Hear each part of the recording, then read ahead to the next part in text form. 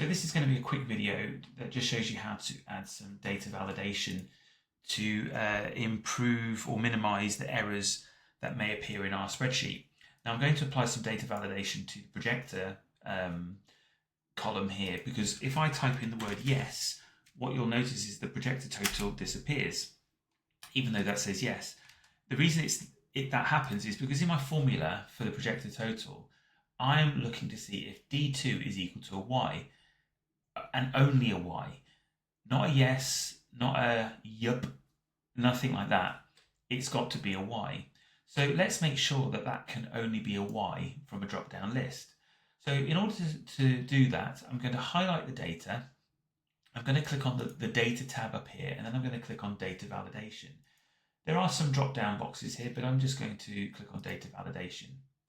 Now, at the moment, it says it allows any value, but actually I don't want that. I want to set my value. Now, I don't want it to be custom. I want it to be from a list. I can do it based on a list that I provide. Now, in order for me to do that,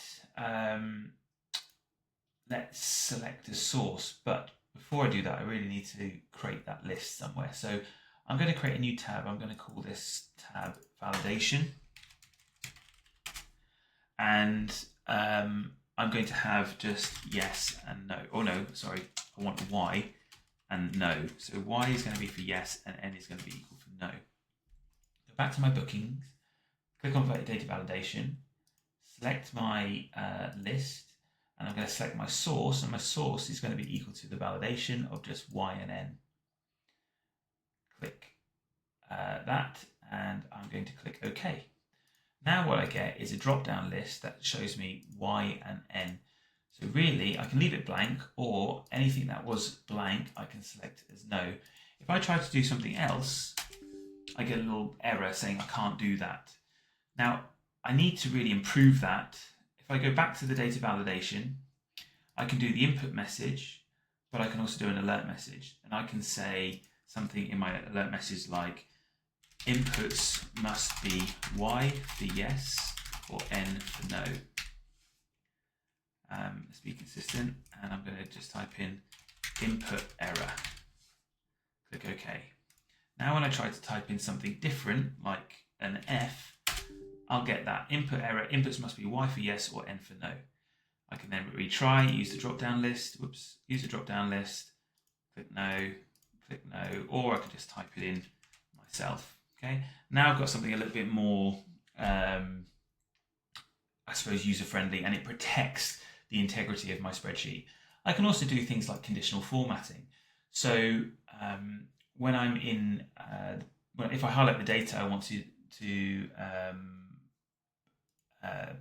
modify, if I go to Home and go to conditional formatting, what I can do is go to New Rule, format cells that contain, and I want it to contain a particular specific text. So containing a Y, what I'm going to do is get it to change the fill color to a green, I think. And I'm going to click OK. And you see now when I have a Y, it goes green.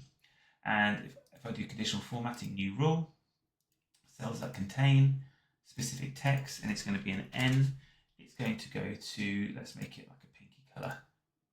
Click OK. And now I have these kind of options. Now if I change that to a Y, you'll see that changes to green automatically, back to an N, and it goes to pink automatically. So nice user-friendly way of ensuring that the data that goes in doesn't corrupt or break our formulas, our spreadsheet, and gives us accurate results.